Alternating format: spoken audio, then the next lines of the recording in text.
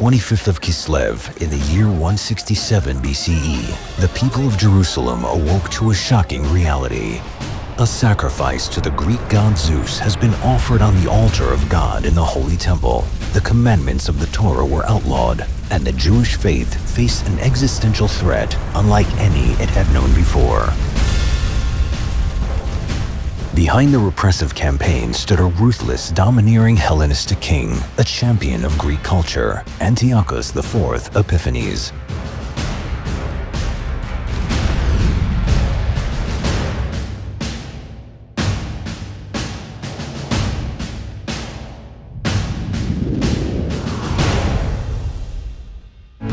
The conquest of the Persian Empire by Alexander the Great, founder of the Hellenistic Empire, brought about a transformation that swept throughout the Eastern world.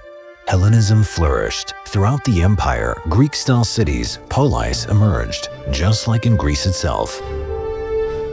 In the polis, the people learned to speak, think, and act like Greeks. It started in the gymnasium, where Greek music, literature, and philosophy were studied. Most of the class time was devoted to the subject that Greeks valued above all others, developing and strengthening the body. Youths demonstrated their skills in the stadium, which were adorned with statues of the gods, and due to the Greeks' veneration of the human body, they competed in the nude. Hellenism also reached far-off Judea, where it was welcomed enthusiastically by the upper class. The Jerusalem aristocracy, priests, and eminent members of distinguished families were quick to adopt the Greek language, names, and customs. But not everyone was swept away by the tide.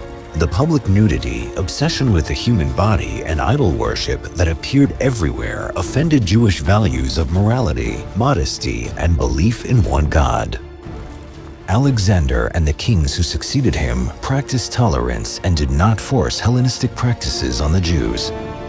Then King Antiochus arrived and changed all the rules of the game. From a young age, Antiochus stood out as a brash and reckless individual.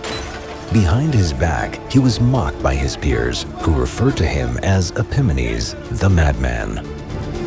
While in Athens, he was seized by a passion for Greek culture and especially for Zeus, the Greeks' chief god. Antiochus IV revered Zeus so much that he called himself Theos Epiphanes, the manifest of God. He saw himself as the embodiment of Zeus. We see this clearly on this coin, which is inscribed with the name King Antiochus, and on the other side says, the manifest of God. Enthralled by Greek culture, Antiochus left Athens, and in 175 BCE, he arrived in Antioch, the capital of the Seleucid Empire, to claim the throne. The kingdom that Antiochus inherited was enormous, but on the brink of financial ruin. Antiochus's desperate need for money inspired the Hellenists in Jerusalem, headed by the priest Jason. With the help of a huge bribe, Jason convinced Antiochus to appoint him high priest and turn Jerusalem into a Greek polis.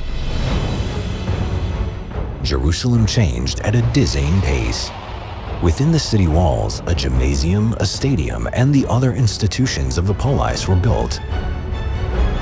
Young upper-class priests abandoned their duties in the temple to join in the sports competitions in the nude. Some even had surgery to hide their circumcision. The next high priest, Menelaus, an even more fanatic Hellenist and corrupt to the core, even became Antiochus's accomplice in plundering the temple treasury. And then, in 168 BCE, a rumor spread that Antiochus had been defeated and killed in battle against Egypt. The people of Jerusalem rejoiced. Many saw this as an opportunity to depose the tyrant Menelaus and rose up to fight him. But the rumors of the king's death were premature. Antiochus, humiliated by the failed campaign but unquestionably alive, was furious. He slaughtered the rebels but did not stop there. He charged into the temple and stripped it of its treasures. The golden table, the incense altar, and thousands of silver and gold items were dumped into sacks of booty. The Greek historian Diodorus Siculus recounts that Antiochus ordered the menorah, which had burned continuously in the temple, extinguished, and then he took it as well. Most humiliating of all was when Antiochus ordered a statue of the god Zeus erected in the heart of the temple. In an unprecedented step, Antiochus imposed a total ban on Jewish laws and customs.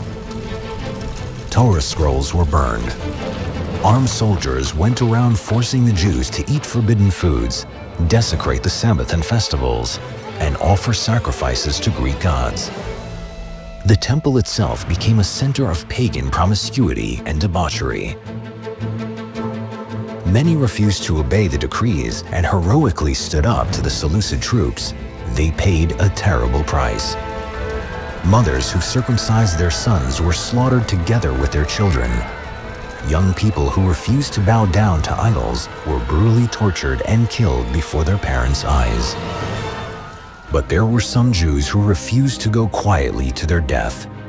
They chose to fight the forces of evil that had risen up against their people and their faith, and if die they must while attacking the enemy and striving for freedom. The opening salvo was fired in the town of Modin in the Judean lowlands, where a Seleucid official had come to enforce the decrees. The official ordered Mattathias the Hasmonean, a local priest and dignitary, to engage in an act of idolatry, setting an example for the people. But Mattathias rose up and killed the official and the Hellenist Jew who was collaborating with him. With sword drawn, Mattathias called on his Jewish brethren to take their fate into their hands, to put their faith in the God of Israel, and to fight the army of the oppressors. He entrusted the actual fighting to his sons, Johanan, Eleazar, Simon, Jonathan, and their leader, Judah, known as the Maccabee, i.e. the sledgehammer. People from all parts of society came to join Judah, but from the very first moment it was clear that the few inexperienced volunteers had no chance of defeating the huge, professional Seleucid army. Antiochus had tens of thousands of trained soldiers, thousands of horsemen, and dozens of war elephants. The Greek phalanx formation, in which the troops were arranged like a giant porcupine, their long lances pointed forward, was terrifying and impenetrable. Against this physical might, Judah presented his own vision. They trust in their great numbers and vast army, but we fight for our lives and our Torah. Behold, God will crush them before our eyes. The tactic that Judah chose to compensate for his lack of fighters was guerrilla warfare, based on superb knowledge of the terrain, swift maneuvers, and the element of surprise. The Maccabees made good use of the hilly terrain.